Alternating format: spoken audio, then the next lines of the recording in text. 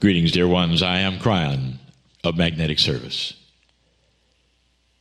A joy it is to communicate with you in this fashion. For those of you who listen to this and believe it, to believe that perhaps there is a voice, that the veil is getting thinner and this voice reaches you at a way it never did before. Some of you are realizing that the human being is like an antenna, that there is more that the human being picks up in its consciousness than just what you've been told. This is how you receive intuition. And we've discussed that before. On this very program, we've spoken of beauty, of what intuition is, and how it comes from your consciousness, not your brain. And there are those who say, wait a minute, consciousness comes from your brain. No, it does not. There is a meld between consciousness and your brain. Your brain reacts to the things that you imagine and the things you think, and the consciousness puts upon the brain something that helps it to work. But if you ask so many who have been to the other side and back, perhaps in what you call near-death experiences, they will tell you that the brain ceased to function and the consciousness did not. It seemed to take over.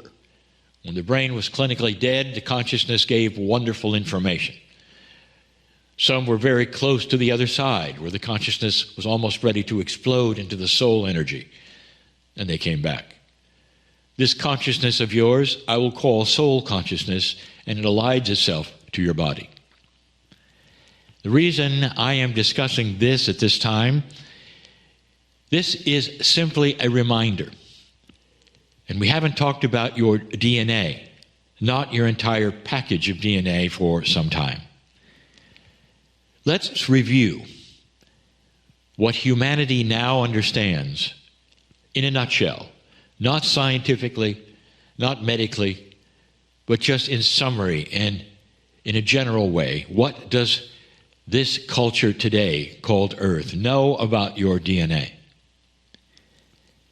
When the human genome first started to be discovered, there was a realization that it was like looking at galaxies within galaxies, that there was so much there, that there were those who would say it's going to take a lifetime to even reveal how much is there. Well, it didn't. They came up with clever methods of seeing DNA and starting to identify what is there. There were a lot of repetitions there that would then lead them to see what the repetitions produced. And that gave them this wonderful picture of what DNA was. What was astonishing is that this DNA of yours, they discovered there were over 3 billion chemicals, 3 billion parts attached to it in an orderly fashion, doing things they didn't know, but at least they had the blueprint, you might say, or at least they knew the chemistry. They saw and revealed the double helix, what it looked like, and then the permutations on it and all that it could do. They saw what it might do, but they didn't know what it did.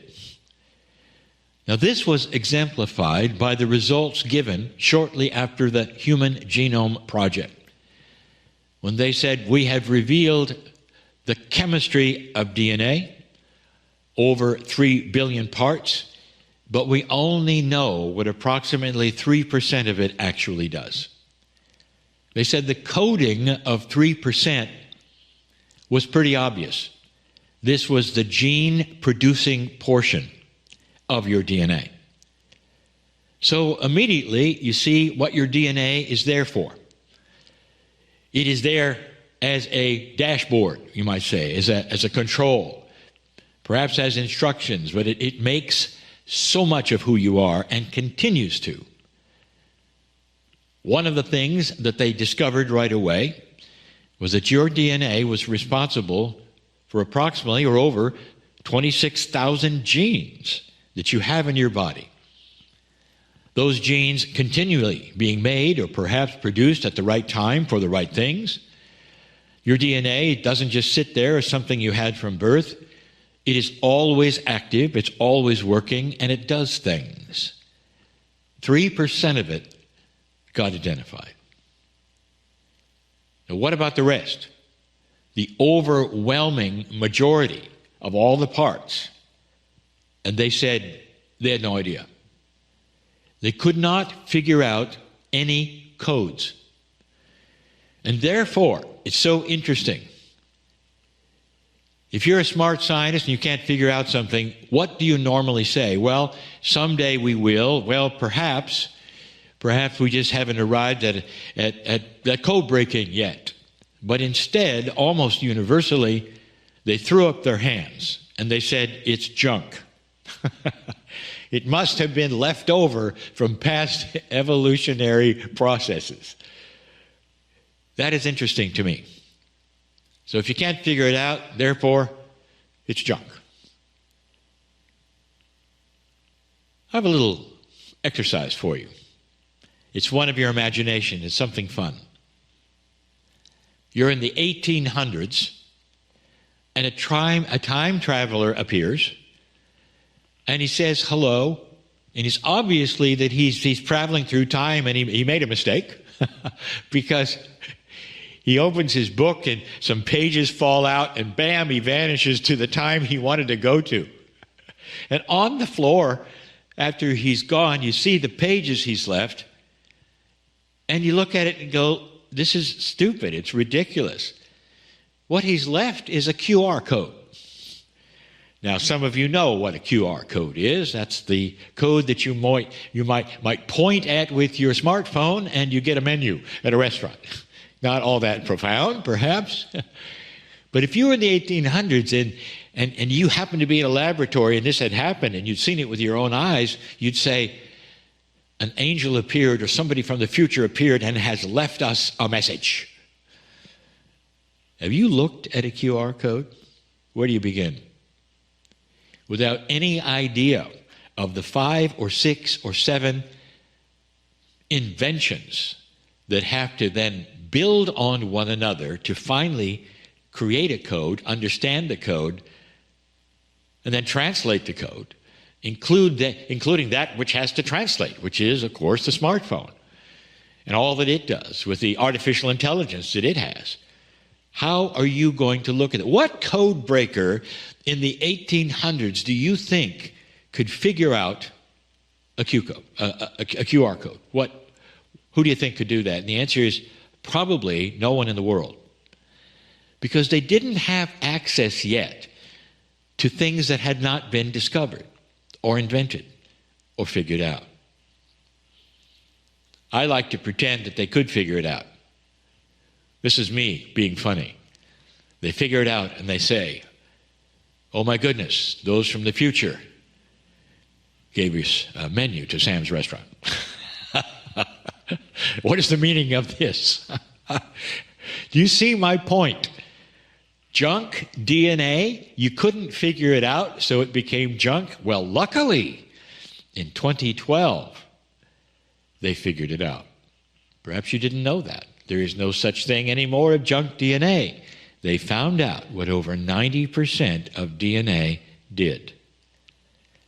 Dear ones, it didn't make anything. It was an instruction manual for the rest. Everything they saw there had pieces and parts of language in it. The kinds of code breakers that were most, I would say, ready to help figure this out and did were linguists. They showed that it had to be a language. So it became something like libraries filled with books. So the instructions, what is in your DNA? And here are the instructions. And here is where I want to tell you something that you probably are aware of now. In that place is revealed. If you could read those instructions, which they cannot, they simply now understand what it might be. When they start reading the instructions, when they start breaking that code, I wonder if they'll release it. It'll talk about your Akash, what you've experienced in other lifetimes. It'll have the feelings in the codes that you now are working with. But the big one, it'll talk about the multidimensional 24th pair of chromosomes that you have from the stars. Very well seen and identified if they could look at the codes and they knew what they meant. That will come someday. This, dear ones, will be the proof of all the eye-rolling things that I've been telling you for so long, that there's so much more to the human being than biology. There's a lineage that belongs to the stars that's beautiful.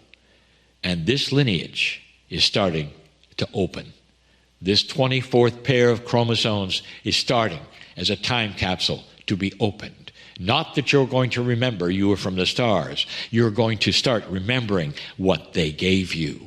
A deeper wisdom, knowledge of things that are to come, an understanding perhaps of why you're here, a feeling of peace when you don't have one now.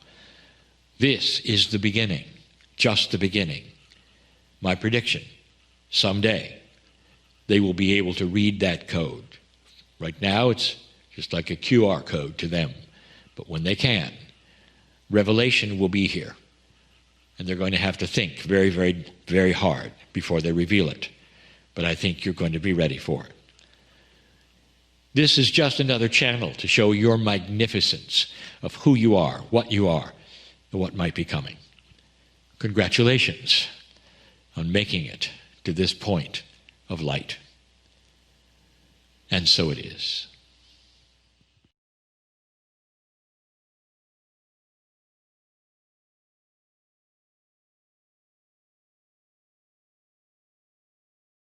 Greetings, dear ones. I am Kryon of Magnetic Service. This is the month that we're going to talk about something so familiar to so many, and especially something that is happening on the planet right now that is current. We told you that this month we are going to talk about fear, and perhaps in a different way than we have talked about it before. In 2021, again, I'll tell you, we did the 4 faces of fear, explaining to you some of those things which all of humanity has on a regular basis. And they've had the things that we talked about for eons. But suddenly we come across something a little different. The current fears, the ones that we're looking at that make no sense, the ones that are more germane to the culture, perhaps, that I am in, my partner's in. And that's what we speak about today. This may seem controversial to some of you, but it isn't. It's about fear. In this particular case, like so many of the other fears we have, these are programmed into you, sometimes from birth and sometimes from events. And it's the kind of thing that we'll call consensus reality. When you hear things a certain amount of time, whether they're correct or not correct, and they say to be afraid of them, you are. Last week we talked about that which makes no sense at all, the fear of God. Why would anyone fear the creative source that loves you beyond measure? And the answer is because there are so many of you who have grown up with doctrines that actually say to do that very thing. And after a while hearing it for so long, that's where your mind goes. And you end up fearing that which is love. These are the kinds of things, dear ones, that will keep humanity in a box that they cannot escape from. They can't escape from it without someone saying, did you think perhaps it could be bigger? Or did you really analyze what they told you? And most of the time you don't. Now, this is, I would say to you, an attribute of the energy you've come out of. It's an energy that comes out of old energy thinking, three-dimensional living, and the way things have always been. Suddenly on this planet, there is a change. If you start to ask those who have channeled like this, and you go back to the indigenous and ask them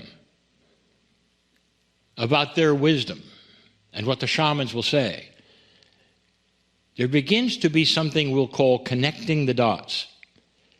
And that connecting the dots brings you to this. Right now, you are here with an earth that is changing paradigms. Real paradigms. Paradigms of thinking. And if these paradigms are going to be changed and accurate, that means there's going to be a little bit of re-examination of what you've always felt was a truth. What I'm about to tell you may seem controversial to some, but don't let it be, please. Just listen. It's about fear. There will be those who wish to hold you back from light by the way they treat you, even in emergencies, where they handle you, even though you're in need. They will give you only what you need to know, perhaps, and then twist a little bit so you're afraid. Dear ones, this is the old way of things. This was always the way of things. It has to do with control of the population. It has to do with control of consciousness. And it's not conspiratorial. Look at it this way. It's just the way it is. It's just the way it's done. Because it's old energy. So let me ask you this. Have you seen any old energy paradigms in the emergency that you've just gone through on this planet? COVID. I sat with a group in Iceland when COVID first came. Sorrowful it was with the number of deaths that occurred. An emergency, indeed it was. But I told you when I sat with that group when it was first exposed, I told you this, that there would be those who make it more fearful than it even is. As awful as it was, and the deaths that were there, and as sorrowful as it was, rather than uplifting and help, you would have those who would take you down and make you even more afraid. I said these words back then. There'll probably be those who wear masks for the rest of their life because they are afraid of any virus, and that this pandemic would change their lives forever instead of for a few years. And that's exactly what has happened. And if you look around at the way it was treated, the first thing you saw was this, that those responsible for informing you, for keeping you safe, for instance, would only report the deaths and how contagious it was and how careful you had to be. And what was missing was the recoveries. There were no lists of recoveries, only deaths. And so in that psyche of yours, there was an implantation of fear. Again, this has nothing to do with the controversies of that which is COVID that you may have heard of. It has to do with the programming of fear. Dear ones, this is an old, old paradigm. These 2 years later, what you're seeing is exactly what I told you. That they have frightened so many, so thoroughly, that there's no logic or sense to what you see them doing today.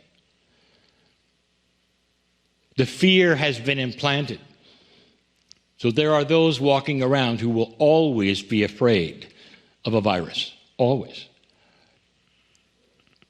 You'll see the ones in their automobiles wearing a mask with their windows rolled up and the air conditioning on, not aware of any of the science that a virus could not be there. But they're so afraid because of what they've seen and what they've been told and how they felt about it, the deaths they saw, that they'll never take that mask off when they're in their car. A desert island, a man walking his dog with his mask on the beach, realizing the virus isn't 1,000 miles from him, but he's safe, isn't he? Because of the fear that has been implanted into, nothing to do with masks, it has to do with fear. This is new. And I'll tell you, it's right on schedule. Not COVID, not the virus, not the controversies, but the fear that was implanted into a population that stayed. Do you see how easy it is to manipulate those with fear? And it's not over. You will see it continue. This is an old energy that doesn't want you to awaken with any kind of light. That says perhaps, just perhaps, there are other ways. When you get through the pandemic, there are other ways to see this, even without seeing those who have recovered. And I gave you those too, and I'll give them to you again now. You've got light. You can turn to that which is your light and your consciousness.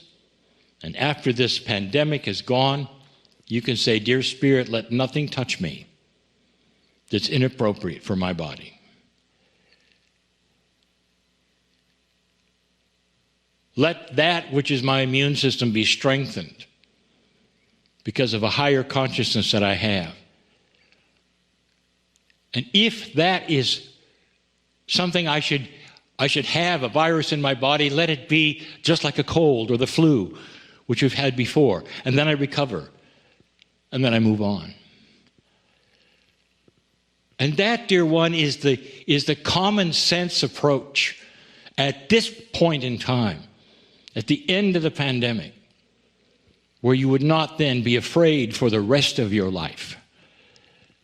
And there are those who want you to be. Because if they can control your fear, then you will not have light. And I will tell you yet again, and as I had so many times, that the way you shut down light is by creating fear. There will still be those who want this to be controversial. You see, you mean those who told us this and that were not right? That is not what I'm telling you. I am saying to you that they used fear as the tool. And they could have used compassion. They could have had a compassion of kindness and accuracy in order to get through these things in a better way. Masks or no masks, it doesn't matter. They could have handled it differently. They handled it in an old paradigm method, which has made the planet afraid. If and when this happens again, I would hope that there would be light workers in places that would say, "Here's what is happening. Here's what you can do. Here are all the ones recovering. Here's the hope." So that you won't have the fear for the rest of your life. And as we said in Iceland, when this all started in the beginning of 2020, that there would be those afraid till their last breath. And there were, and there are. And it's not needed. It's not needed. How many of them were robbed of their light at that moment in time and still are, and walk around afraid? Viruses are alive. Dear ones, I've told you they have a consciousness, not like yours, but there is. There is a survival within a virus. Did you remember what I have told you before? That when your consciousness meets theirs, there are ways of mitigating them and reducing them to the attributes of a common cold, or perhaps a week or two of discomfort, and not death. That these things are controllable by consciousness, and it's been done over and over.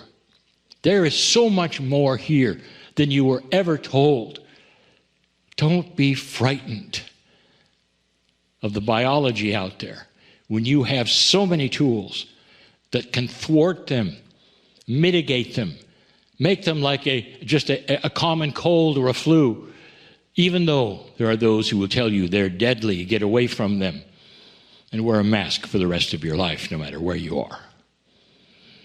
It's time to wake up and see that which is an agenda by those who would give you fear in so many layers, in so many reasons, in so many ways, so that you won't show your light. I warned you that there would come a time when the darkness would start to battle your very light. And sometimes they'll come at you in ways you don't expect. And they just did. Don't let this be controversial. Just listen to me and understand. Don't let anybody make you afraid. It's not worth losing your light. The God that created you knows your name and created light in you, which can then just expand so much. Now that you're through this, let the light shine. Let the light shine. And so it is.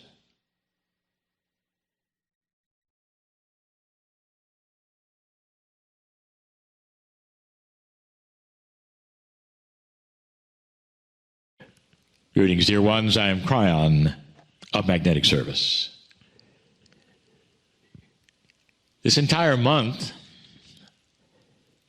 the subject of the channelings is about timing. We started last week this entire series talking about the planet. Now we get into something a little more esoteric, and then next week, a little more personal.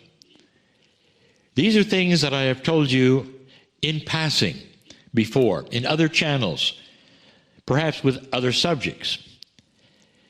We did a channel regarding past lives, and in that we discussed some of the things I'm going to tell you today, but not all of them. We're going to talk about the timing of your incarnations. Yes, there is. We discussed at one time before the actual process of your coming and going. This has been a subject of so much interest to so many of you. Until we get to that place that is very non-linear and very unhuman-like, when we tell you that you've chosen your family and you get together as a group and choose what you're going to do next, and some of it is seemingly what you would never choose if you were here. That tells you what the mind of God is like. It tells you what happens on the other side of the veil that you don't have here.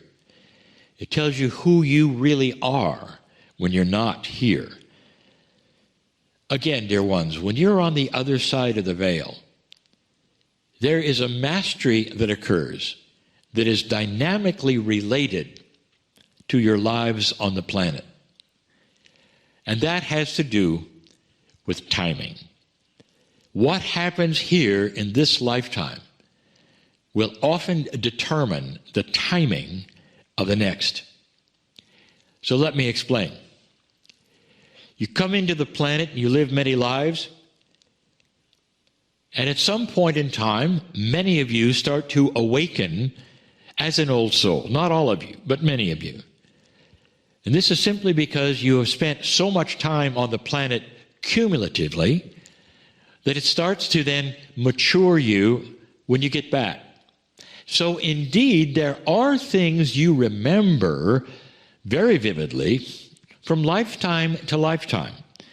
And part of that remembrance, perhaps, is being here and knowing what to expect. When you first arrive, you don't know what to expect. You spend several lifetimes learning how Earth works. You do. And as you then come back and you come back and you come back, what you carry in with you is almost like a remembrance of being human. Not the particulars, not the gender, not really. But you have a comfortable spot of being human, whereas the first time you arrived, you had to get used to it. The second time, a little more. And the third time, begin to say, okay, that's who I am. That's all figuratively, not in your mind as a human. But that's what you see as you look backwards and you see these lives and what they meant. But now I'm talking to old souls in general. I'm talking to those who have been here over and over and over and over. So let's say, as an awakening old soul, you have made some choices in this life. And they're choices that you never made in other lives. They're unusual. Perhaps they go even against your culture. Perhaps you have awakened and stepped out of the things that your parents told you should be in. Perhaps that your friends also looked the other way as you stepped out into that which is a belief system which you know carries more love and compassion and understanding and maturity and enlightenment than where you were before. And let's say that happened. And if it did, that puts you perhaps in a place where your life changes dramatically. Perhaps it even ripped you out of what you learned to do or did half your life or most of your life, and you find yourself now doing something completely different. I speak of my partner. That's exactly what happened to him. He did the reverse of what his family wanted, the reverse of what his friends wanted, even those in his business wanted. And he turned his back figuratively on an old energy where most of them were, and walked into a place where they almost all of them, looked the other way. To such a degree that he had to learn that they had passed on, months after they had passed on. That's how removed they were, by choice, from his choice. And many of you are the same way. Now let's say that happens to you. And you go to the other side when you pass over, as they say. And on the other side, can you see how that might change what you do next? Now, pay attention, because this violates the rules of everything you've been told about the timing of reincarnation. Let's say at that moment that you move to the other side of the veil and you're in that beautiful soul energy and you look back upon the planet, and let's say you see something that's happening and you realize that in 20 years you're supposed to be part of it. Would that affect how quickly you reincarnate? And the answer is yes. And you come back in less than 3 months. Now, think about that.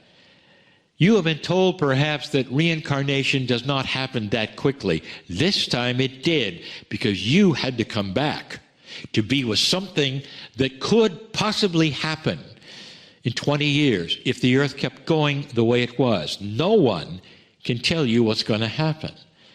But the trends are there. So we've told you that before. And so in you come again to grow up. So by the time you're 20, 21, 22, you can firmly be part of something.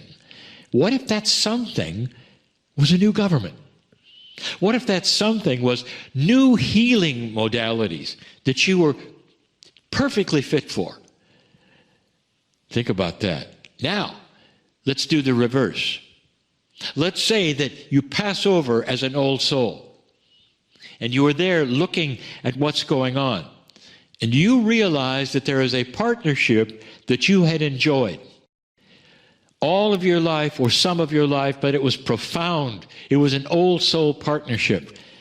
And at some level, you're speaking to the soul of that partner, and the agreement is, we will wait until that partner also transitions.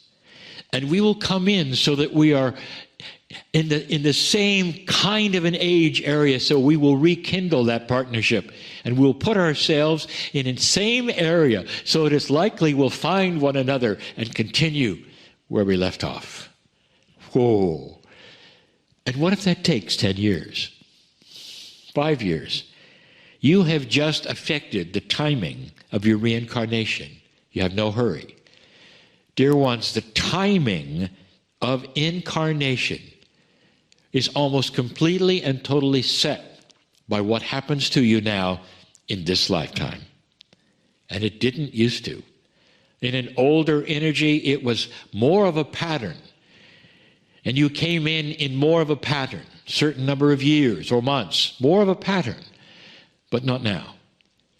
So you might say the new energy on this planet has affected even the things of the Akash. Even the things that you might not think were affected. They're more in your control than you know. And that is the best news I could ever bring you. A control of compassion and love for you. You now choose to continue your experiences so that you can help this planet the most. In the past, it was to continue experiences so you could help yourself the most and have different experiences so you karmically could be prepared for anything. And now it's a bit different. You are in love with this planet, and I am in love with you. Dear ones, for what you do, for what you're going through, for what you will do, on the future that we see on this planet that is light and bright, more so than you even think. I'm in crying in love with humanity. I've said that. Believe it. And so it is.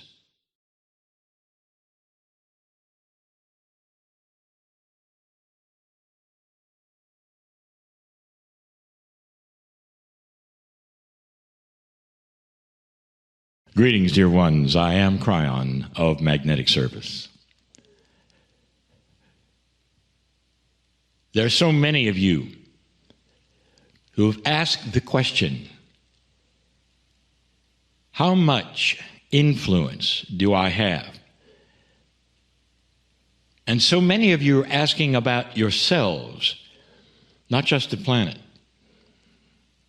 Some who are esoteric thinkers say this: how much influence can I have as an old soul about the baggage I came in with?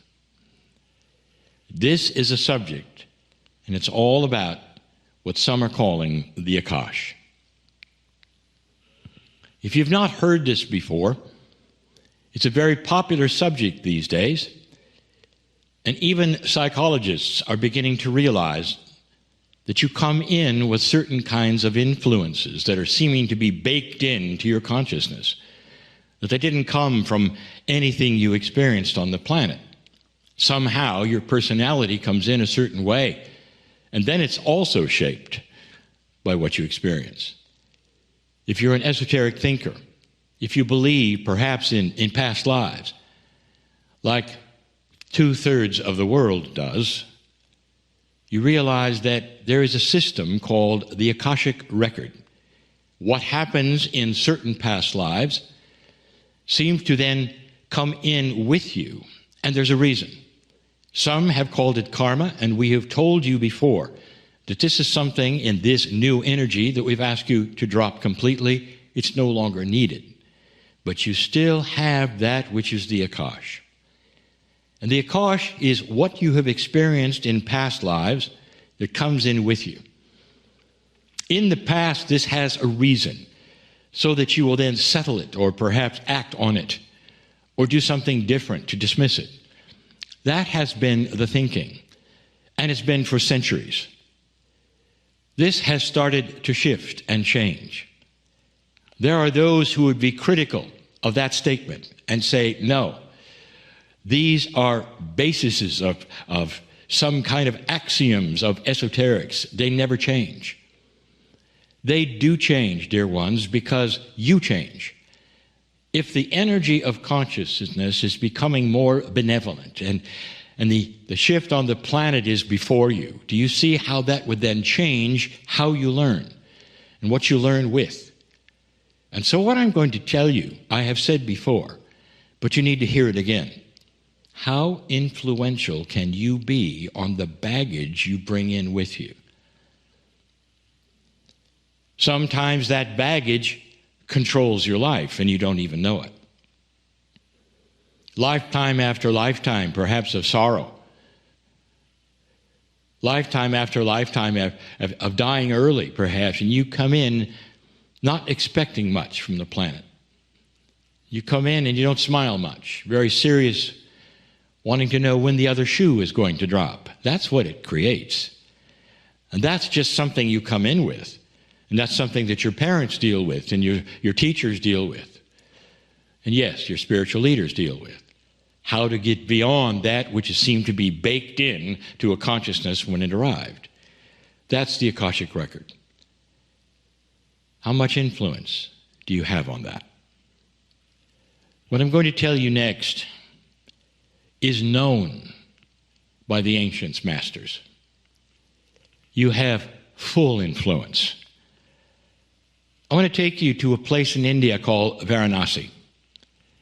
And for hundreds of years, in a teaching about karma, the Akash, they know that if they go to the river there and bathe in it, the belief is this, that they can influence that which was baked into them when they came, the Akash, the karma.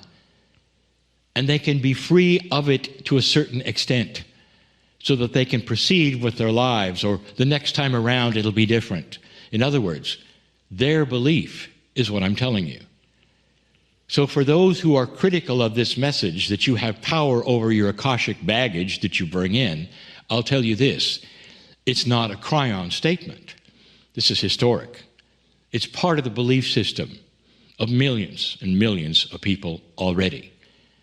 But this may be new to you. How much influence do you have over what you think is something that is part of you and never will go away? The answer is this. This is a new energy on the planet. I've talked about it already. My partner has talked about it even in this program. We are going to start to see a change in what some call the light and dark quotient. Right now, even as I give this message, there are some listening to this perhaps for the first time and say, what is he talking about? There's war. We haven't had war for a long time. Suddenly there's war, and Kryon says it's getting lighter. I'll say it again if you haven't heard it. Isn't it interesting that we suddenly have a war? Who expected that? And the answer is, this is from those who wish to pull us backwards, pull you backwards, pull us as your guides backwards into a very old energy of war on this planet. It's the old circle of time. That's what you're seeing. And you also have seen the reaction to it from the planet. This is all new. Are you seeing this? If you're only simply seeing the news and seeing the horror of war, you've missed it. There's something bigger going on.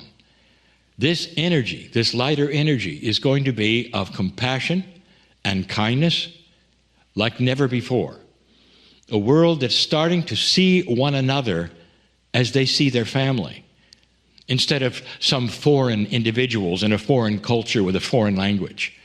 The internet has really helped that. But more than that, the collection, the coherence of consciousness, where you start to see one another so differently than you've ever seen each other before. And in that, there are new tools. The tool set that I'm talking about is the one that's starting to blossom in every human being. The DNA is changing, and we've told you that before. Some of you are starting to accept it, realize it, and move forward with it. Some who have felt nothing is possible in my life, I cannot change who I am or what I am, are starting to have an inkling to change your mind about a tool set that you might have that you never felt you did before. And you do. You really do. And part of that tool set is to fully and completely change that which you came in with that might affect your life. And the next question, and I know those of you who are listening and saying, okay, I believe that. It's true. How? Those in India said, well, you go to a certain place and do a certain thing. It's actionable things, and it still is. But you don't have to go to India. You don't have to bathe in the river. And even those things are limited compared to what you can do today. Would you like to drop inappropriate karmic things? Drop inappropriate, I will say, for the time, Akashic remembrances. We have given you examples of this. The Circle of 12 has done the same thing. But I'll tell you this, there is so much power in intent. If you're really interested, you can start that process. Your intent to do so is seen as permission for you to change that was inside your DNA. That's where it's kept. I've told you that. Did you know that pieces and part of your DNA come with you from past lives, carrying certain things, the Akashic record for one? What do you do? Dear Spirit, I have intent to drop these things that I don't need anymore in this lifetime. Can you say that? Dear Spirit, right now, I am dropping those things that do not propel me into kindness and compassion and keep me from joy and peace. Dear Spirit, I am in charge of my own biology. My soul and I together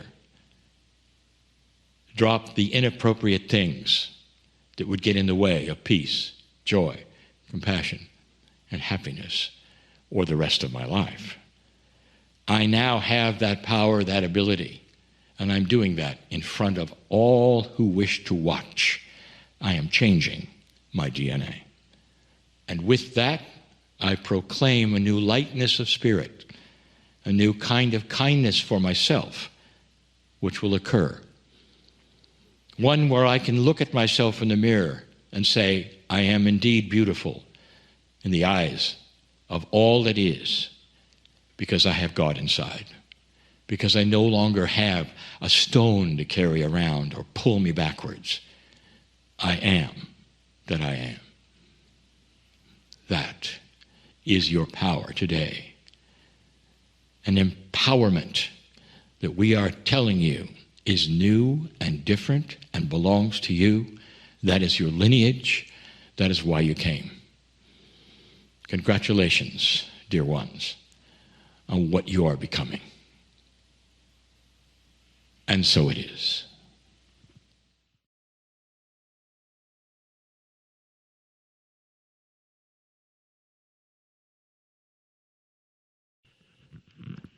Greetings, dear ones.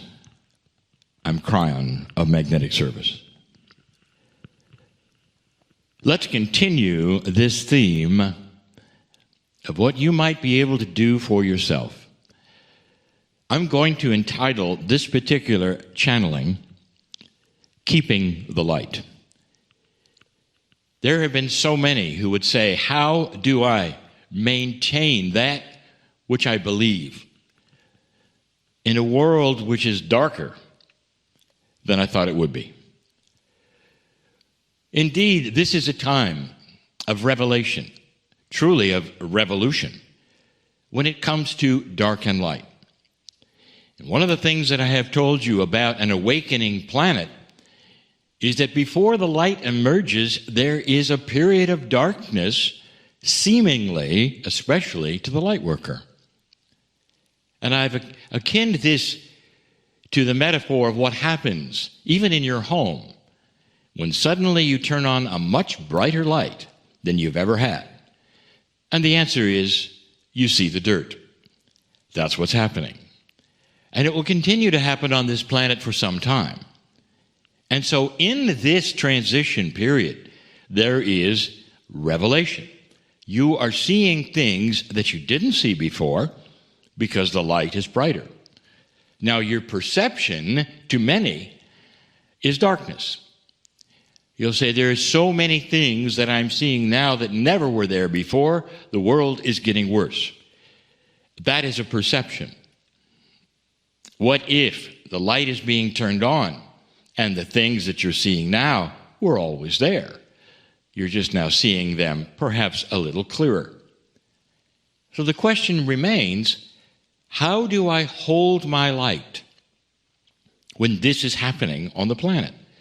Or it's happening perhaps even in my house, where the light is turning on and brighter and you're starting to see things you didn't see before.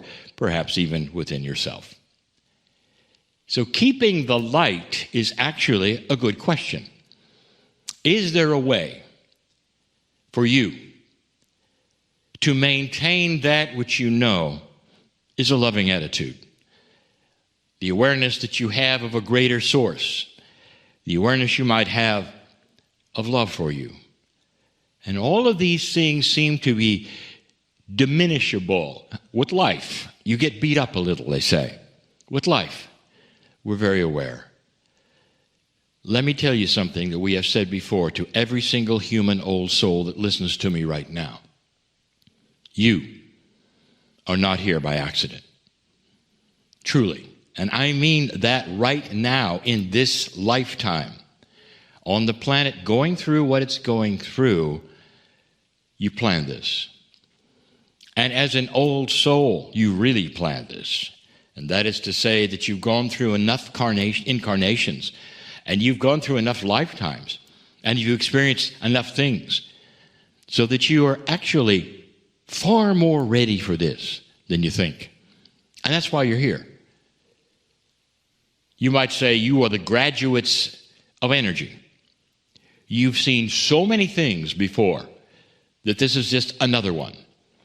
And here you go again. But now it's different.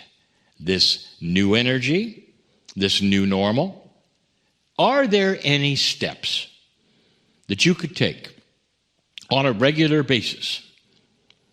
The things that perhaps we could suggest that you do on a routine basis and mean them, that would actually create more light in your life? The answer is yes. And all the facilitators who work with humans know this. It's about the linearity you have. It's about talking to your subconscious. It's about the affirmations you do. It's about keeping the light going in you. And yes, there are some things that work. And you might say, well, they sound just like routine things. And they are, and they work. And they work because they're a routine for you. Your subconscious needs the things I am going to suggest. And through the routine and the repetition of them, what happens eventually is that you cognize them to be absolute truth, like affirmations. You might say you're reframing your subconscious by the repetition of the light that you're going to give it. So let's start at the beginning.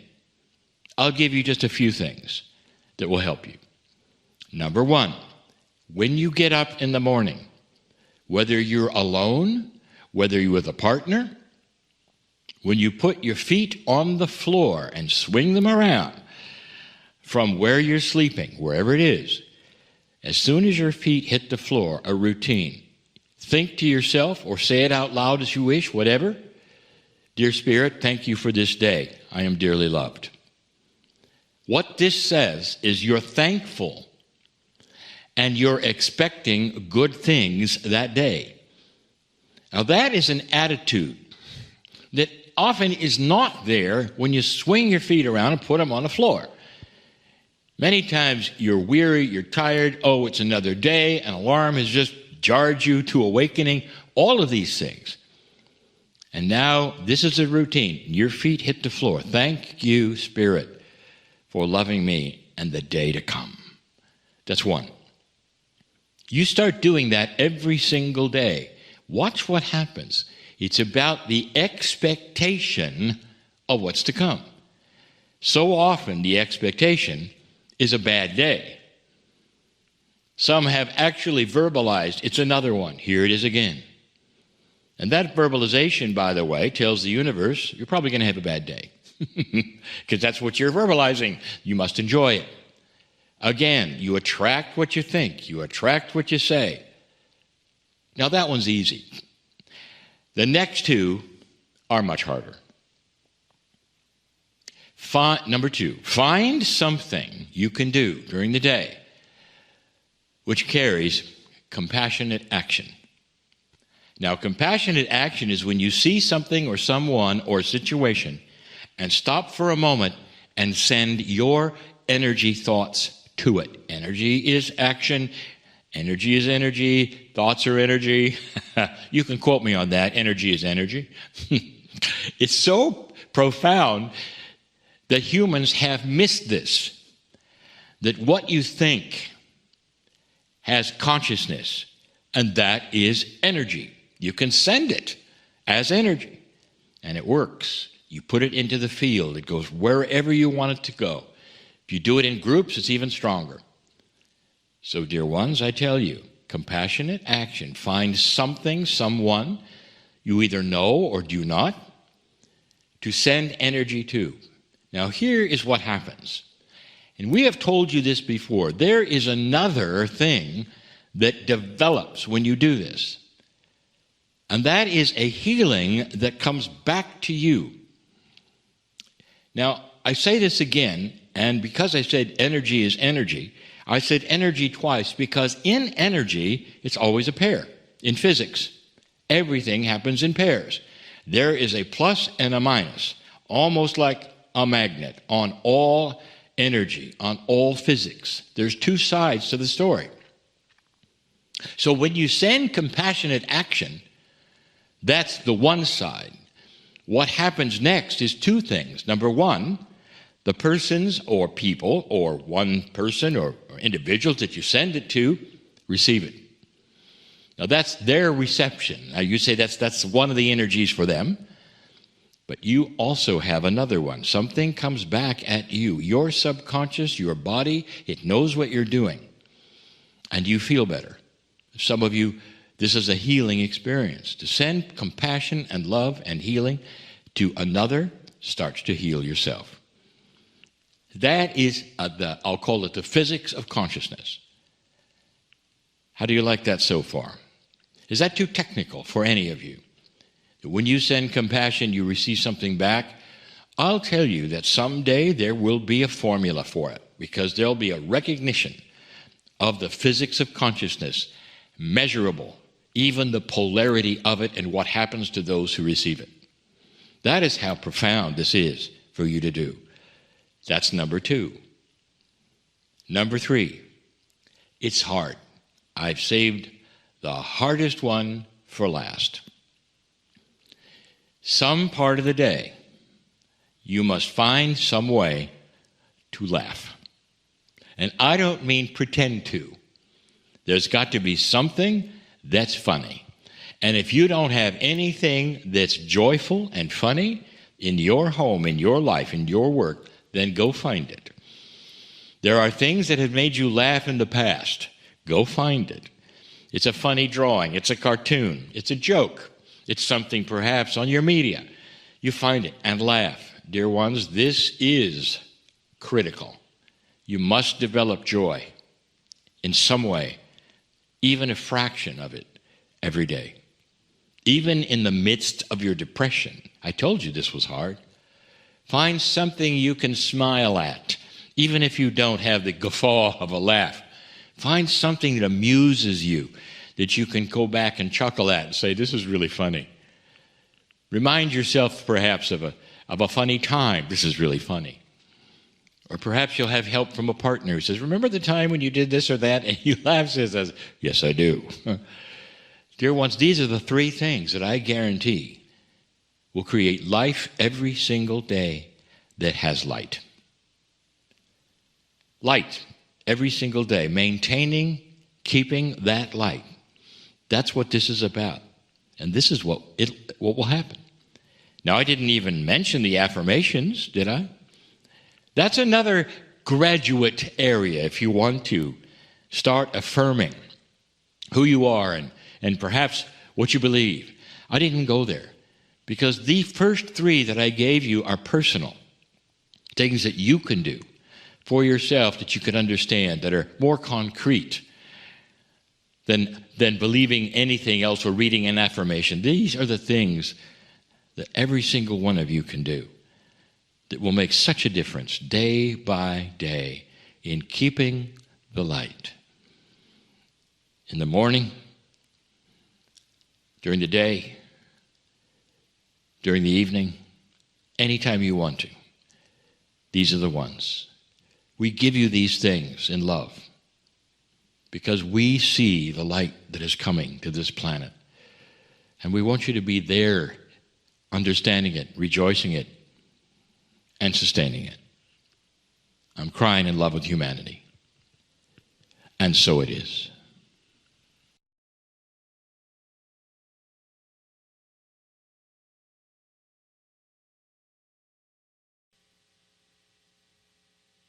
Greetings, dear ones. I am Kryon of Magnetic Service. All these messages, the last 3 of this month, all about love. And this one as well. This time I bring you a perception that perhaps you're not truly aware of. It is all about love. It's a beautiful, beautiful love. And yet so many of you miss it. You don't understand it.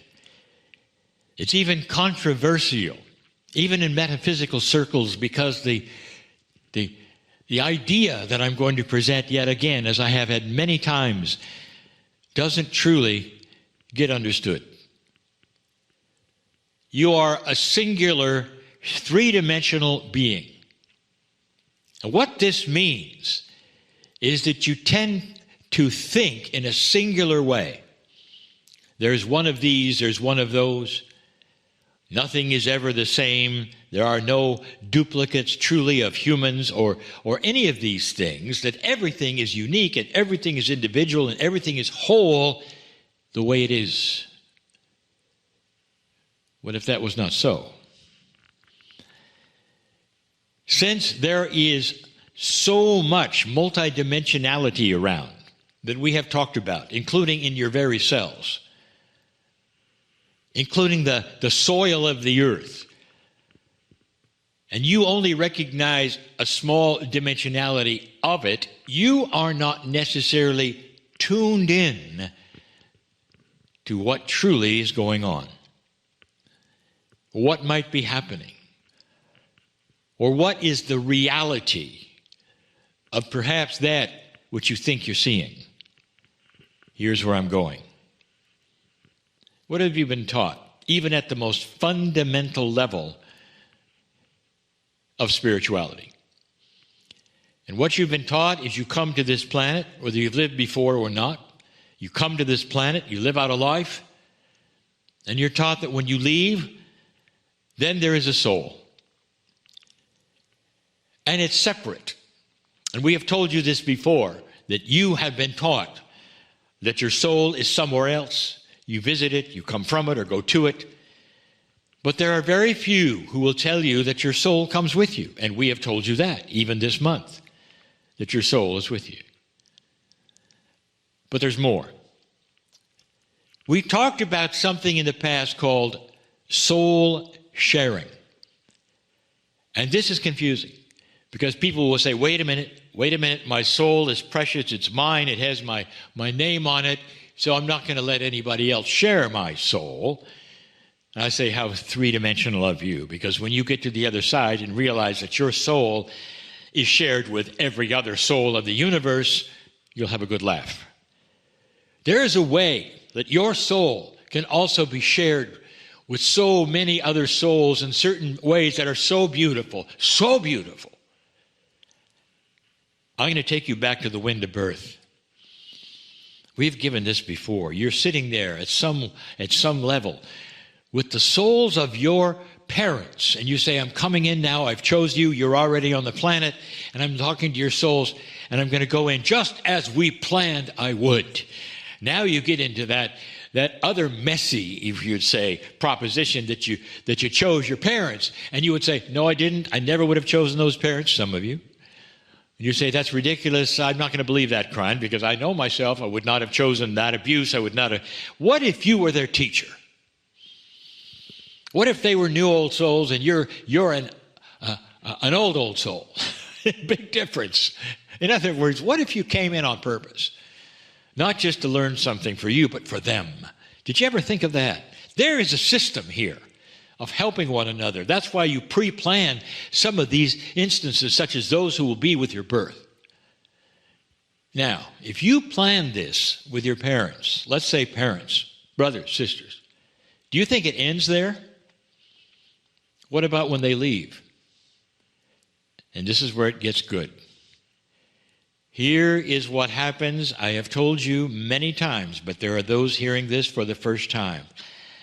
When they leave this planet, when you leave this planet, there is an agreement to be with the existing alive person until their last breath and share their soul, because there's love there to show. What if you've had truly a horrible experience with your parents? What if there was abuse? What if they were unkind? What if you got out of your house as soon as you could? You realize that when they pass over the veil, none of that passes with them. That was their free choice. That was their learning. And suddenly, they're sharing your soul, but they know everything. They know what was perceived, unperceived. They know what they did, all of these things. And now it's time for them to love you. What if you had wonderful parents and you really missed them?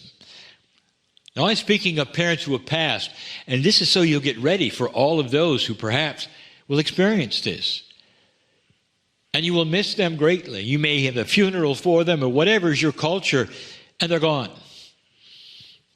And there's grieving because of that. What if they were just beautiful, best friends? This is their opportunity to continue the love affair. Do you see where I'm going with this? There is a kind of love that is not really, truly been taught to you. My partner was born to his parents when they were older. They were gone. They were gone way too early in his life. He didn't get to know them as best friends, not really. So as he was beginning his 30s, they were gone. And yet, today, as a senior, he still feels them. It's not a memory. Dear ones, you can still smell them in certain cases. Are you aware of that? There is something there. Sometimes he'll feel his father in the room saying, "Good job, my son." Now that could be in the imagination, but it isn't. The souls of those parents have been with him in some form, sharing his experience, looking at him, helping him, loving him. I speak right now to those of you who have lost children. There is a grieving time. And when that is appropriately past, there's still memories and tears. But what if I told you those children have an agreement to be with you all of your life? To love you as a soul-sharing child who has come and said, "I am with you till the end. Mom, Dad, I know what happened, but I'm still here. I'm still here in the purest form to hold your hand, hug you at night, help you to remember we're all in this together, this thing called the shift, called the world, called life." The love doesn't stop. What a system. The love doesn't stop. We've even told you this is true with your pets who you've lost and the animals you've lost. We told you this years ago, that they want to continue the love affair, but instead of sharing your soul, they come back. They show themselves, asking you to find them and continue the love affair. That's the power of love. Oh, can it really get any better than that? The systems put in place by the Creator, whose essence is love, those systems feature love. They don't feature punishment. They feature love. And there are so many aspects of this to lift you up when you're not feeling like you could be lifted. To take you out of depression when you don't think you can. to give you hope when nobody's around and you think you're alone, because nobody told you this is the truth. And that all you have to do to feel it is acknowledge. Start talking to them, perhaps. See what happens. When you start having dialogues with those you've loved and lost, and you start understanding it's more than just psychology, that there is something more at the cellular level that's going on. They're still here.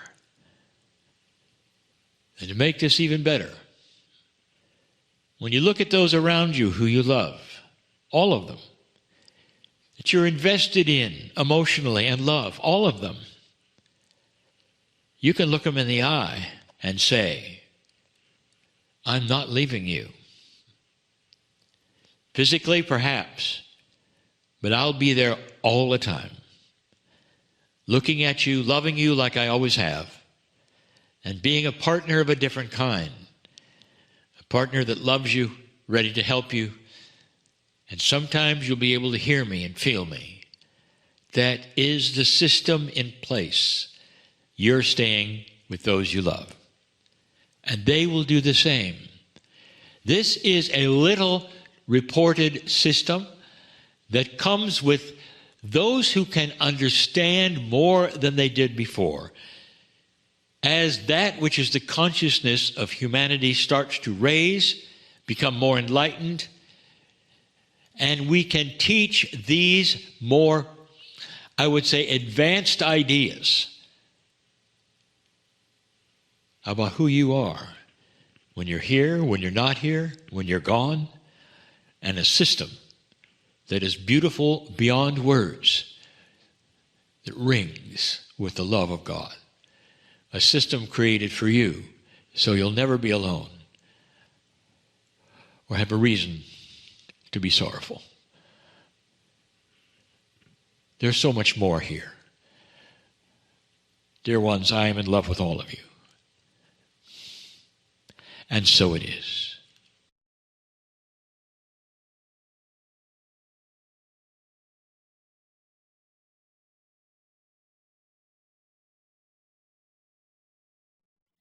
Greetings, dear ones. I am Kryon of Magnetic Service. This entire lesson so far, the entire program so far, has all been about something that many people don't understand at all. This idea of the field. This is one of the missing perceptions, I would say to you. A paradigm that people don't actually believe in, that exists and has always existed. It has a name, but so many of you watching this now who call yourselves healers and intuitives, this is what it is. You know it. So often the healer will go in front of a person and get the intuition. In Lemuria, this was called sensing the codes.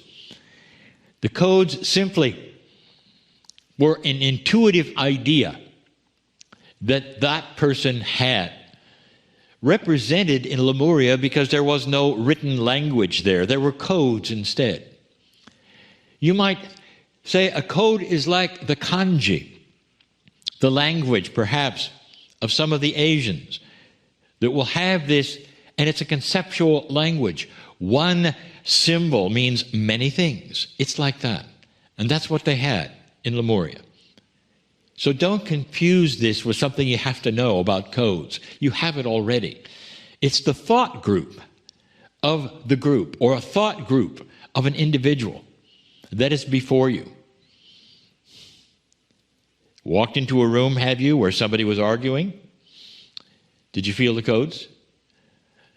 That was the intuitive code that was being transmitted to you, to the room, to whatever that was hanging in the air when you walked in. So many of you know this. You felt it. Now reverse this. Have you felt the code of love around certain people, perhaps, or situations? When you go into a meeting where many people are praying for others, or there's something compassionate happening, and you're celebrating. It's thick. You know it is. It goes right to your heart and you feel it instantly. This is similar to all the overlapping circles that the Star Mother was drawing around these young teenagers to show them a principle. You're all connected. There are so many perceptions that you are now starting to understand and learn more about. It's the reason that I have asked for this class to be taught, so that it will have reasons and perceptions that you can now identify, understand, expect, and use. I'll give you one now. Here's something unexpected that again calls upon the linearity of the human being. The linearity gets in trouble with you, with everything around it,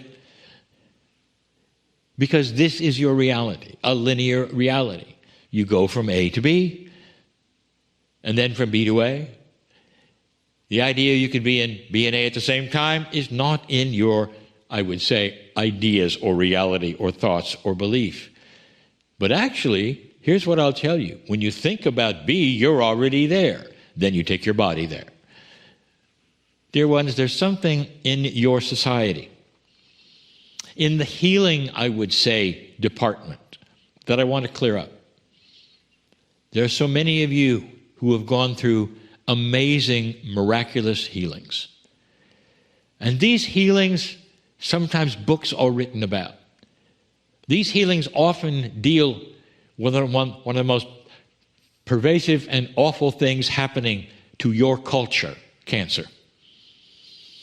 But when you receive that healing and you see that the remission is there, you're always told, well, you better check it.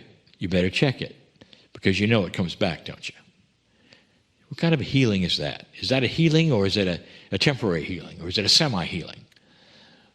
I'd like to tell you something. Your society affects your subconscious. You may have a complete healing, but your society tells you it isn't. And that is then absorbed by your subconscious. It tells you it isn't. Therefore, you got to be watchful because it's coming back. Now, you can do all the tests you want to, and I'm not here telling you not to. But I'm telling you this, what do you expect? A healing can be absolute, and the disease knows it can't revisit you again. It can't, because you told it to go away. Or because there was that magic, that you might call it, of spontaneous remission, or a healer helped you. Or perhaps there was chemistry and a healer, whatever scenario, and you got rid of it. Here is the paradigm shift. Get to a place where you know it's not coming back. Do you understand this? This is a shift of ideas. It's a rewriting and reframing of the subconscious that always tells you, well, yeah, but that's just for now. And it'll come later. You know it's coming back, don't you? Well, what if it isn't? This is a rewrite of a linearity. The way you learned it, the way medicine works, has nothing to do with the magic of a real healing that you deserve, that you got, or you may get. You hearing me? Some of you are sitting here wishing you had this healing. What if I told you? It's in the field. Claim it. Go there. Do it. It's for you, dear ones. It's for all of you. The field is like that. You can sense things before they happen. Even the outcomes of certain things you're not certain of or aware of. And here's why. Because the potential of the outcome is already realized at some way and being celebrated. Now, that's not telling the future. That's just tuning in to the highest potential that is there. Imagine something beautiful happens. You're hoping it will. Please, God, let this happen. You're hoping it will. Something beautiful happens. And the potential is so great for that beauty to happen that it's already being celebrated in that which is the potential. And you pick it up in the field, and that actually enhances what's going to happen. It's like a circle of potential reality being realized. I just gave you multidimensional talk. Was it confusing? Perceptions, paradigms, get out of linearity and start to expect wonderful things that others tell you, that can't happen. And then you know you're thinking it correctly. When enough people object to what you say may happen or what's going to happen to you, when they start objecting a lot, you know you're on the right track. Because they are linear, and you've just put one foot in a multidimensional paradigm. You might want to listen to this channel again. There's lots of concepts, a lot of sentences that string together that you don't expect in that way. Here's the bottom line. All of you are involved in the shift. A beautiful change in perspective and paradigm. That's why you're here, watching this particular show, this particular Circle of 12 event. I am Kryon, in love with you all. And so it is.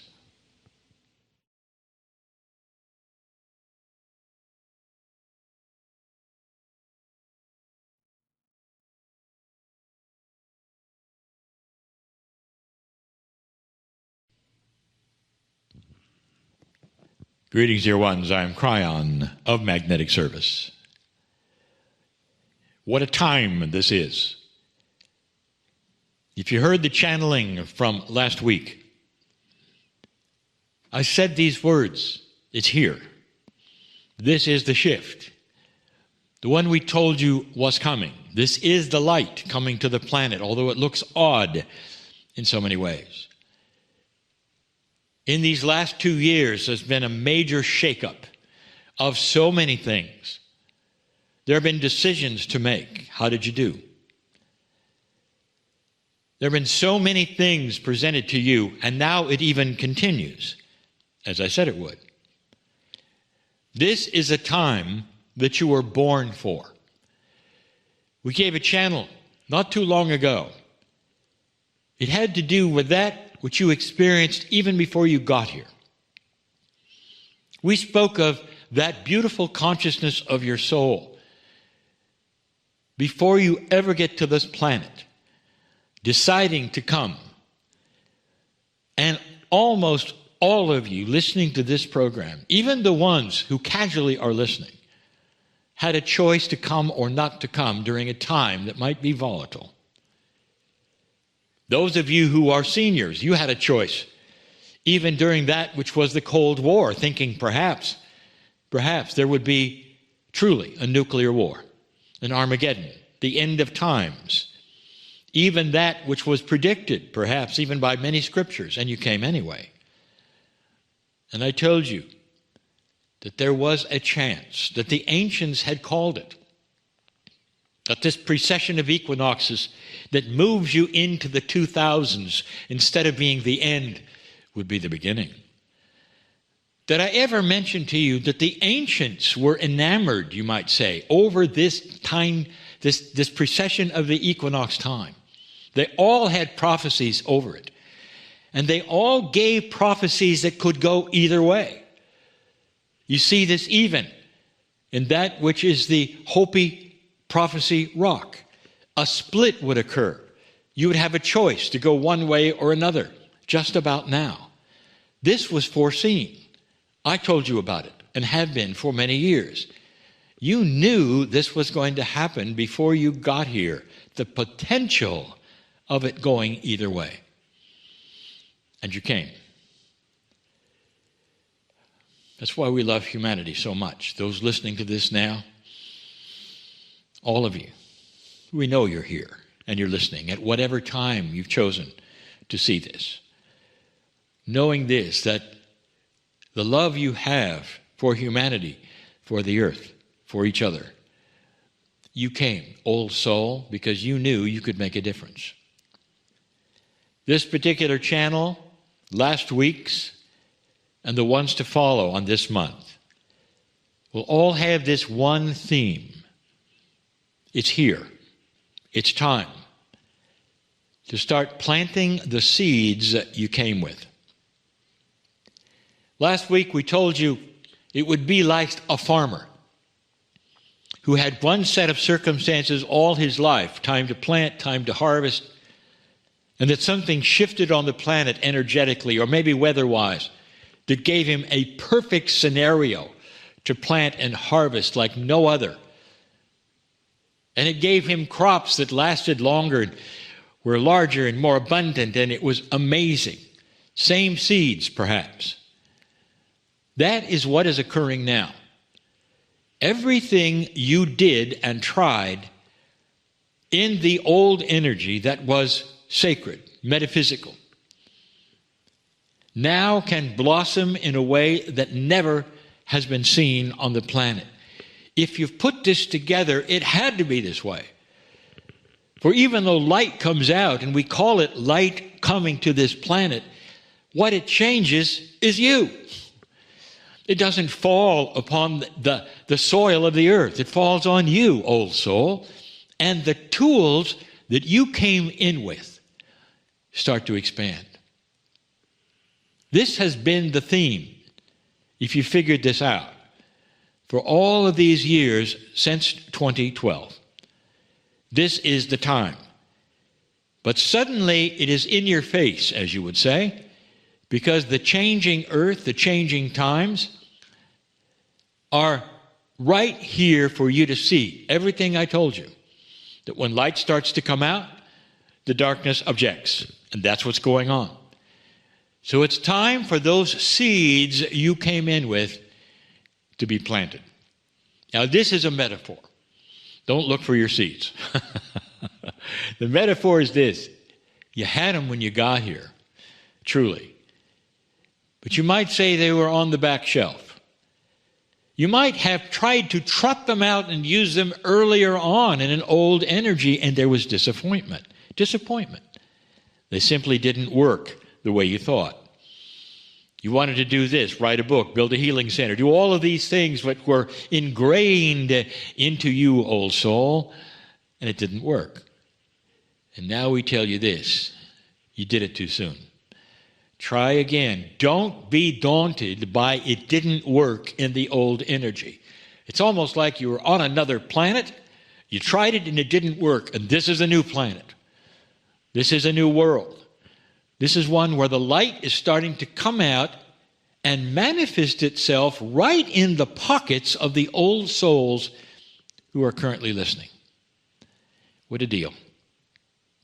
I want you to think for a moment. What is it that you would plant?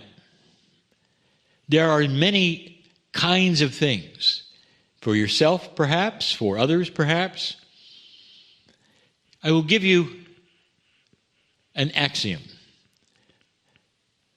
The seeds of spirit are not things. They are concepts. So every seed that you carry, every one that you carry, that metaphor, the thing that you have, that you can then plant and manifest on this planet, is a concept. Now, some of these concepts are personal. But in planting the personal seeds, they harvest for the world. Let me explain that yet again. When you change, the things around you change. It's the example we have given many times of how the field works. What you have that changes in you affects everyone. And it's not just perhaps those around you in your family or your partnerships or your businesses. These things that you have, that you place upon yourselves and develop yourselves, go into a field that literally surrounds the planet. You might say that individually, you change something which is much, much greater and bigger. Individually, the drops in the ocean, they change what the ocean is. If you think about how many drops there are, the salinity of them or whatever, it happened many times for them to be what they are, but each single drop made a difference. It's different with the field because certain kinds of drops affect the field in a greater way than others. For instance, you'll say, well, there are those putting anger in the field. Yes, there are. And there are those putting compassion and kindness in the field. Yes, there are. So here's what I'll tell you that has been told to you over and over. One is greatly more powerful than the other. One is an emotion. The other one is magnificence. Can you guess which is which? It's time for you to plant something. Let me make a suggestion on what it might be. Each one of you are magnificent. Each one of you carry the attributes of mastery. What would it be like for you and the planet if you took out those seeds of mastery and planted them right now? And here's what you can think to yourself, or here's what you can conceive of. You can conceptualize this. The seeds are of your own mastery. I have defined what is involved in this. You think differently. You act differently. You're more mature. Things in your life start to change. You're more relaxed. And you start to plant those seeds right now. And you see yourself pushing them into the ground, covering them with dirt, watering them, and the sun is out now in a way it never has been before, and you start to see results almost immediately. The harvest happens simultaneously with the planting. That is extremely multidimensional. No time is involved, and immediately you start seeing the results in your own life. You've taken an action that you conceived of, mastery. What happens with mastery? Mastery is a slow development inside you of your magnificence. And you start to feel it. It comes through intuition, changes in the way that you see others, the changes on how you act when certain things take place, and what you see that you wish to do that might be different from last year or even last week. That's mastery. And what happens next is the start of something grand. As you begin to harvest that energy that you have planted, that you brought with you for this time, right now, when the light is starting to come out, that energy goes everywhere. It's designed to, dear ones, those seeds, those metaphoric, multidimensional seeds of mastery, they zing out of the ground and they go into the field, they go around the world, and it makes a difference. It makes a difference. This is the invitation for you right now, to conceptualize, taking something that came with you, that you know you brought. This is the seed of magnificence, of mastery. And you decide, I'm going to plant it now. See yourself pushing it into the ground, covering it with the soil, watering it, and up starts coming something beautiful. Perhaps the first thing you hear is music. Maybe you feel the benevolence of your guides hugging you and the kindness pouring into your heart, perhaps that you've needed all along. And you start feeling a change in you, in your body, in how you think. Welcome to the shift. Welcome to the change I told you about, that you came here for. You're the ones. It's here, it's time. You're the ones. This is why I told my partner to start this show. It's for the time. This particular streaming episode, all of this, designed for you, the ones who would watch this kind of a show and be the members in this kind of a show, an organization, a program, are the very ones, the old souls with the seeds. I am Kryon, in love with humanity. And so it is.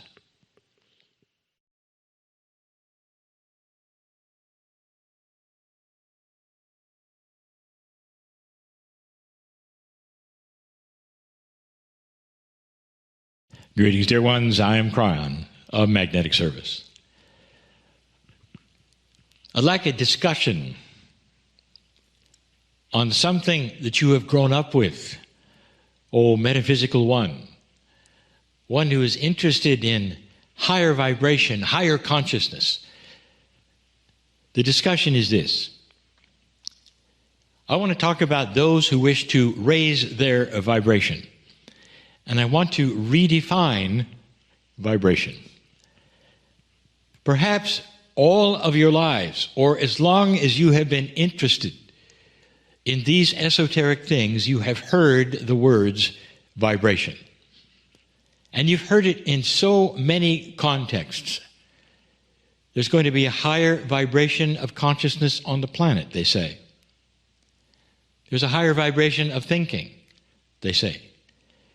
The planet will vibrate higher, they say. And the they has even been me. So many times I will use that expression because it's the one you relate to. What if I told you that none of that was correct? Not really. How something moves back and forth and vibrates truly has nothing to do with how elegant and loving they are. It is just an expression. The other thing you see is that if something is higher, it's better. For instance, sound, higher, better, really? But that's how you perceive it. If it's really good, you can't hear it. Only dogs can. I'm just showing you how you've used this terminology in an interesting way. Light. If it vibrates high enough or changes its waveform, it becomes invisible, or only certain creatures can see it. A vibrating sound or a light is not necessarily all that great. And yet, that is the way you and I have been using the term. Perhaps it's time to rethink all of that. Why am I giving you this? Because it's time to vibrate higher. Let's talk about what that truly might mean. This way you word these things is always a metaphor. This is a metaphor. And so if you rethink what it might mean, you start to get deeper, perhaps, into what truly it might mean. What could a higher vibrating consciousness mean to you? If I say it, it means this: a consciousness that would think out of light and love and compassion, instead of a consciousness that would go right to fear. So what does that tell you? Is that really a higher vibrating consciousness, or is it something else? And the answer is it's something else.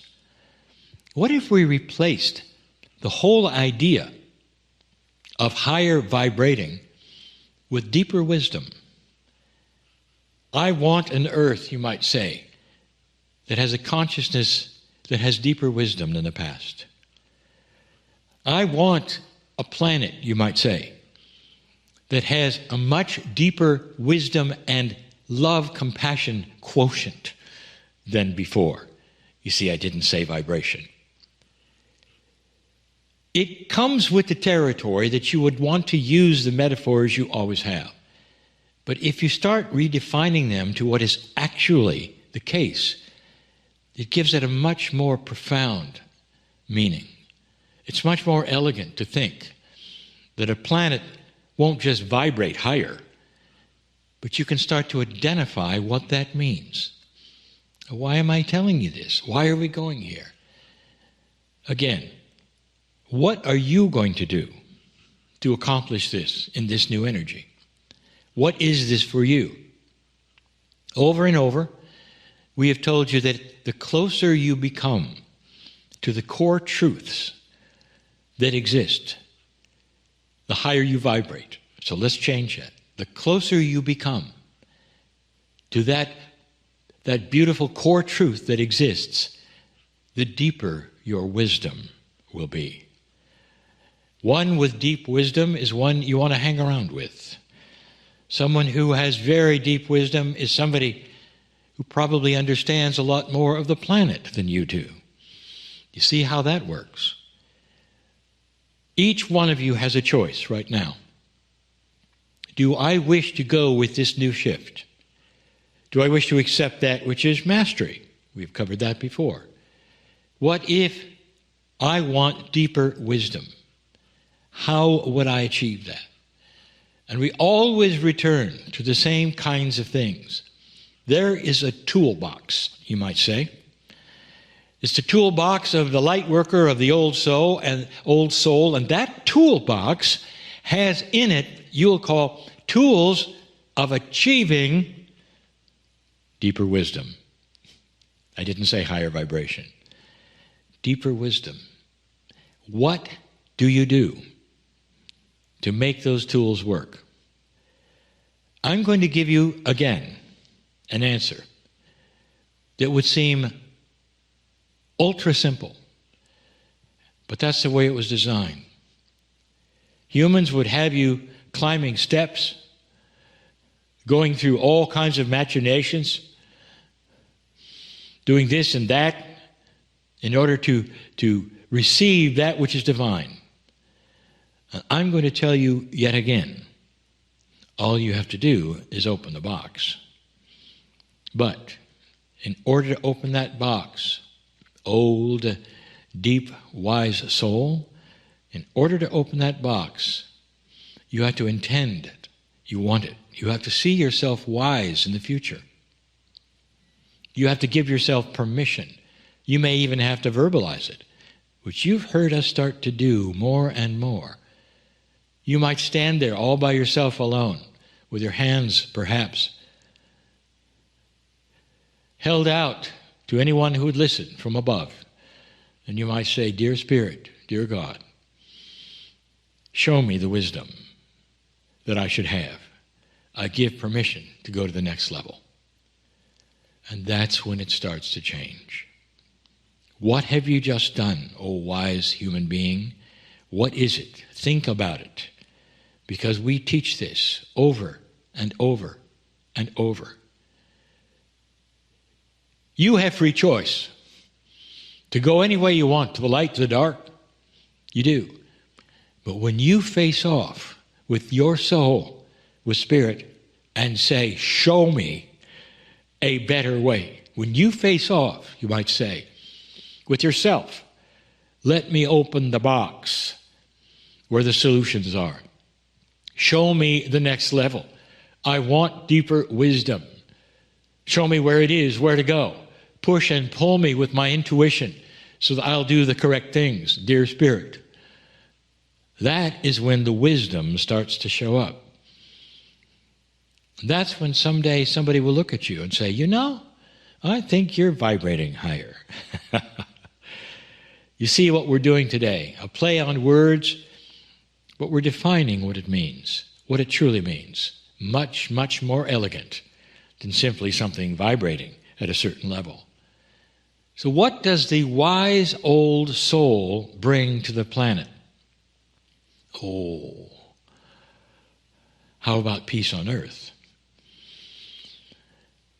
Wise human beings don't repeat what doesn't work. Dysfunctional human beings do. Wise societies don't return and return and return to the things that make no difference and never worked in the past. Elegant, wise societies, they move on. I'll tell you, I have seen this. This is what is happening on the planet slowly, that some of you are not even realizing is happening. Starting to become wise in what you want and how to achieve it, instead of going back and repeating a history that didn't achieve it. That's wisdom. You might say, if enough old souls do this, the whole entire planet may be wiser. And then there will be those who say, well, yes, it's vibrating at a higher level. Wisdom is the key. Wisdom gives you better choices. Wisdom is what you're asking for. Dear Spirit, give me the wisdom to know what I should do. How about that one? Dear Spirit, give me the wisdom to know which choice right now to make, or what I should do in this situation. And if I don't get it, then push me there. You have just given permission, with your free choice, for a whole bank of angelic beings and guides to surround you and help you with the next step you make. You see where I'm going? That is vibrating higher. Wise old soul, I am in love with you, with all of you, because you now understand that there's value in this, that this perhaps is wisdom speaking. I'll leave that to you. And so it is.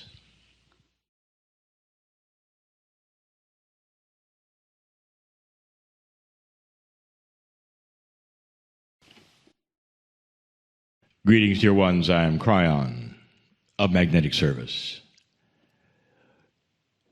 I want to again talk to you about your own magnificence. Dear ones, you tend to forget the Creator inside.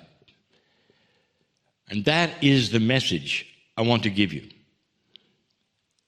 Based upon some of the questions, even in this particular program from some of you, based upon what I know about human nature, you forget something. Or you never knew it. This is something you need to know. The human being walks this planet in an odd state. And that odd state is a neutrality that you come in with. You have free choice. And that's the way it has been designed. To go any way you want to with your consciousness, with your belief, with your actions. And in that there are no consequences after you die. And that is not what you have been told. That's part of the test of consciousness in general of humans. How will this planet go if left alone? In an atmosphere of dark and light, of duality, what will it choose to do? We have answered this profoundly so many times before. You right now are in something called the shift. COVID is part of that. It is almost a reboot, a reawakening, the things that are most important to you. All of this is because humanity chose to move into a lighter vibration. We have told you this. That happened in 2012. It actually started happening a long time before 2012. Dear ones, my partner has been here for 32 years because I arrived to tell you this. I told you about the magnetic grid changing because of this. It needed to be part of a new consciousness because you're all related to the earth, to the magnetics of the planet, to the sentience of the planet, to Mother Earth itself. And consciousness was beginning to shift. The old darkness of the old ages was starting to diminish. New thoughts were starting to occur of higher integrity, of how you treat each other, of what you really truly want as a society, and the end of war, all of these things incrementally starting to change. You got to see it many years ago. I came in right at that juncture where the Berlin Wall fell down. If anybody put these things together, they would see why I have come. To guide you into a higher vibration. That's why I'm here. To tell you things you need to know about that. That's why I'm here. The first one I want to tell you is this, that as you increase your awareness of all of these esoteric things, as you perhaps even participate in the Circle of 12, as you start to cognize or believe or know or see some of the things that we're telling you, that you start to understand more about and bring to yourself, as you do that, something happens. I'm going to give you not an esoteric model, but a metaphor that is solid, that you won't forget. You have a bubble of protective light around you.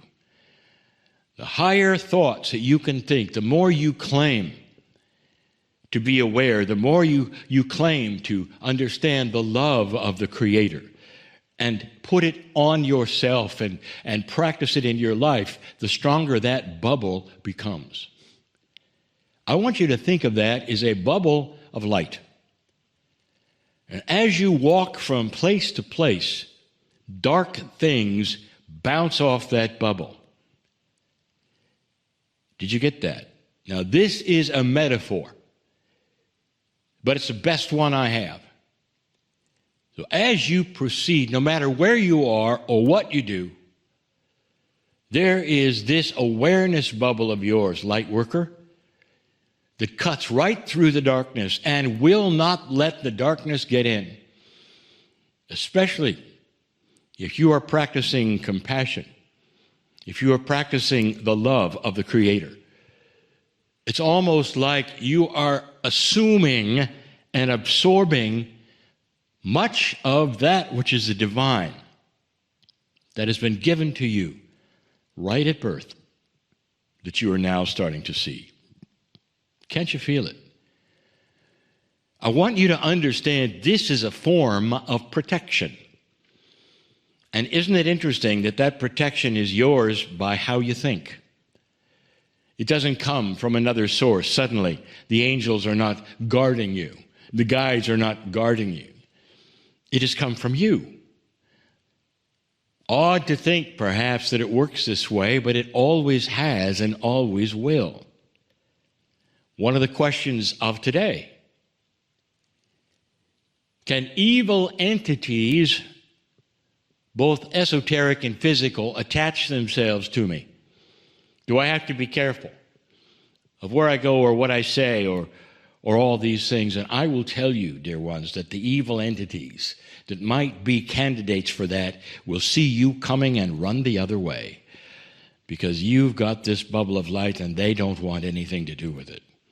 I want you to remember something. This is another metaphor. It is a great metaphor. Darkness is defined as the absence of light. As long as you don't have light, there can be a lot of dark things around. But as soon as light enters the picture, the darkness is erased. You realize that, don't you? If you have a black room just filled with darkness and things that go bump in the night or whatever, and you turn on the lights, they all leave because they cannot exist because of the definition. The darkness is the absence of light. Turn on the light, it leaves. Darkness does not want any part of you. Dark entities don't want any part of you because they can see the divinity coming. Wherever you walk, they leave. My partner has had this example time and time again.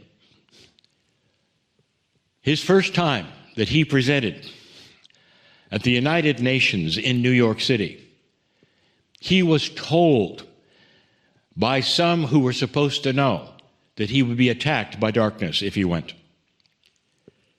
He went, and what he discovered when he got there was the most beautiful, wonderful light and support that he ever had had. He went in fear because he'd never gone to New York before, never been to the United Nations before. He didn't know what to expect, and everywhere he walked, he was received and he was loved. And that is when he understood and he knew that none of the soothsayers, no matter what kind of clothes they wear or the nomiker they may have or the experience they said they had, were correct when they gave a doom message. He was protected by his own light. And that has been the way of it ever since.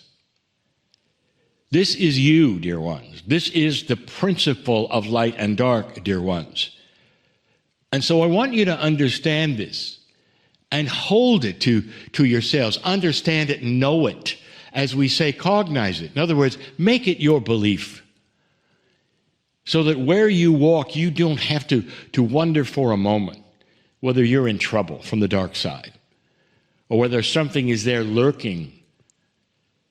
It's the opposite. Where you walk, they will not tread. Did you get that? And in that, you can help others. When you walk into a place where there's perhaps fear, or there have been arguments, or unkind words, or any of those other things, you clear a path. Many times people fear things, and when you arrive, somehow they feel peaceful. Did you ever have that happen? That your presence makes people very happy you are there. Sometimes they'll come over to you simply to stand in your bubble, and you don't know why they're standing there. This is a truth. There is so much to be said for this. There are so many instances I could give you that my partner has seen this, that he knows it's absolutely true. He has no fear of where to tread or where to go, and walks forward because he has that bubble. It's his divinity, his own divinity. Again, there is no entourage of protective angels in front of any of you. This is the power of your magnificence. This is the power of your own divinity. And in this new energy, dear ones, it is ratcheting up. In other words, it is more profound today than it ever was before, because the energy on this planet at the moment is that which promotes and cooperates with light. You're going to see some things in this year of revelation, and you're going to wonder, why is it that so many dominoes are falling so quickly, whereas in the past they never did? And now you know. I just gave you an answer for something that may occur in your future. And you will start to see what my partner has been saying all along. This is not your grandfather's world. This is different. And some of the things that are being portrayed on this planet right now are part of your grandfather's world. And they will not last. And they will be shocked when they find that out. This, dear ones, is a new age. It's an age of enlightenment, a promise where light is starting to win. Be part of that. Understand it. Thank you for so many bubbles of light who are listening to this and watching this. Bless you for understanding that you are more than you think, that you belong to something far greater than you ever thought. I am Kryon in love with humanity. And so it is.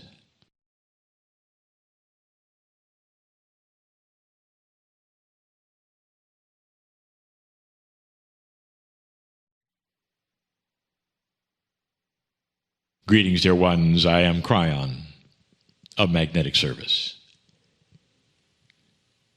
The series for this month, perhaps my favorite so far, is called The Love Connection. This is the second of 4 small channelings regarding love.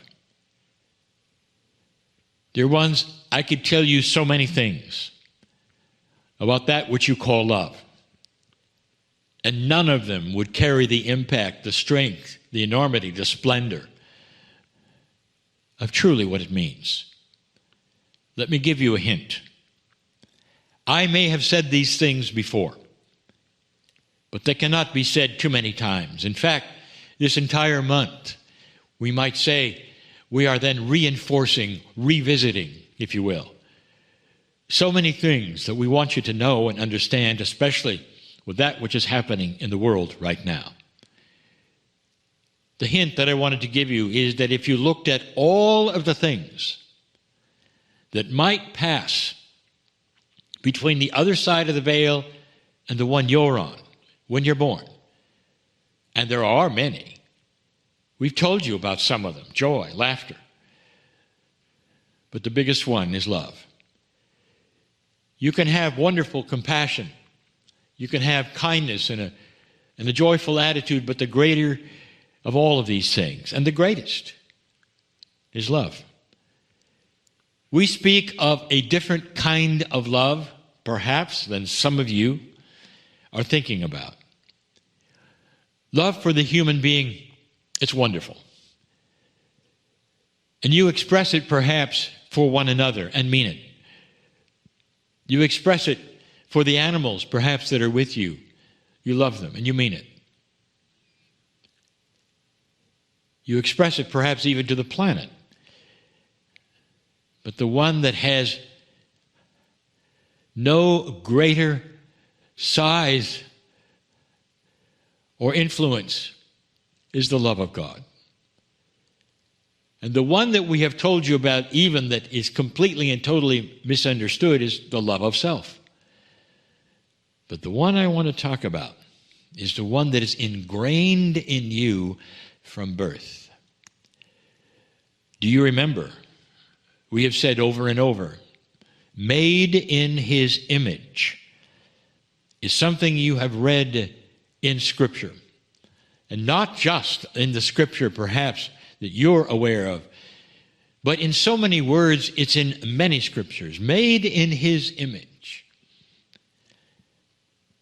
This is a very poor set of words to talk about that which you were made in. It's the image of the creative source. It doesn't even have a gender. It is the biggest thing that ever exists. The image that you're made in is love. That means as you sit there, as you listen, as you watch, perhaps, love is in there at its greatest source, its greatest energy. And there are some who say, I'm not feeling that. There are many who are born, and as we have said even on this program, you've had love talked out of you because no one showed it to you. Not like the love of God, not in an unconditional way. So many parents, this is what they wish to give their children, but they end up with these blind spots, giving them something else that is close to it, but not the love of God. This encompasses you. It puts you into, dear ones, a presence that you can feel and know that takes all fear away. If you are there in that space, the space which we are wishing so much to create in the circle of 12, nothing matters at that moment. Nothing. This is the love that we love you to rekindle, revisit. And you again will say, how do we do that? Let me start by telling you this. There are many things that will cover it up completely. Completely. Fear is one of them. Are you fearful right now for anything? And the answer is normally with humans, yes. You're fearful or you're concerned. Perhaps it's borderline fear, but you're still concerned. You're concerned with each other, perhaps with your lives or those of your children, those of your parents, those of your mates, those perhaps in the rest of the world who are going through so much that is affecting their lives. And that is concerning to you. Well, that's a form of fear. You'll say, wait a minute, there's a difference between being very concerned and being fearful. Not to your body, dear ones, the same chemistry is involved. And that chemistry will negate love. What about those who say, well, I am concerned enough to love those around me. I'm concerned enough to... This is all semantics. Will you get out of the three-dimensional arguments of the esoterics that some people want to pick apart with words and instead get to the basic energy of unconditional love for all? And it doesn't matter what condition they're in or how concerned you're in. You can drop into your heart and take away all that fear for just a moment or two. You do that often, that's an exercise, and you can do it all the time. So you don't have to pinpoint something that's wrong on the planet and then pray for it. You don't have to be concerned or fearful for someone else and then pray for it. Instead, you are that which that creates love, and that then is sent as love and compassion and kindness to anyone who needs it. That is the power you have. The intellectual esoterics will say, no, I had to identify them and put them in a list. No, you don't. That love that passes to you as the Creator, not only is it intrinsic, it is in you all the time, but it's you who covers it up. And you may not even know that you cover it up. Why not have your next prayer right now? Dear Spirit, help me see the things that are covering up the image of love from the Creator that I am. That is every single cell of my body. Help me to understand as I drop into my heart and send love to humanity or anyone else that it doesn't have to be with concern or fear. That it's generic, so beautiful and strong is it, that it's going to go exactly to who needs it. Therefore, if I put myself in that place and generate that beautiful, beautiful emotion, it's more than an emotion, it's an energy that goes everywhere. If you only knew what one person in coherence with the field and with others could do for the whole. You get two or more doing it, and it's awesome. Unbelievable. This is the energy. You call it, if you wish to, a force that you push upon that which is darkness. And when you do that, all manner of things happen. Getting out of that intellectual idea that you have to have a prayer list. I tell you, I've asked my partner and his partner, Monica, to put together miracle moments. And you might see that or think that we're asking you to single out the people and their issues and pray for them. Let me tell you something. That is the 3D example. That is the paradigm that is set up so that everyone will understand. But now I'll give you the truth about it, the secret, if you wish, about it. And that is this. When you drop into your heart, whether you know their names or not, or you know anything about the list or not, all of them are represented. There will be those who put their names on the list, and a few months from now that list will grow so long, or it may have been resolved, or it may have been refined, or some of it may have disappeared for length reason. It doesn't matter. The entire list and everyone who's ever been on it is included in that multidimensional experience called love. And that love pushes to all of you. And in that, there is solace, there is healing, there is beauty, there is aha moments. I tell you, you're dealing with something that is bigger than anything that is love. It is that which is from the Creator. Something that you cannot spell or describe or define. Bigger than anything that exists in this, that is the universe of your mind. Even of your soul. That is the essence of the creative source that made this planet, that made you, that made this universe. And that was always the intent, that eventually you will peel away all of that which is the onion of humanity, of fear, of concern, and turn right to that which is the most dramatic solution. Love. There's nothing like it. I invite all of you to drop into your heart and think of nothing but the beauty and the warmth, the solace, the healing, the energy, the perfection of love. It's all there. I would love to give multi-channelings just on that, just to have you sit and feel it and be with me. Beautiful it is, dear ones. I'm going to give it to you often. This information is too good. not for you to revisit. In other words, visit it now. I am crying in love with all of you. In love with all of you. And so it is.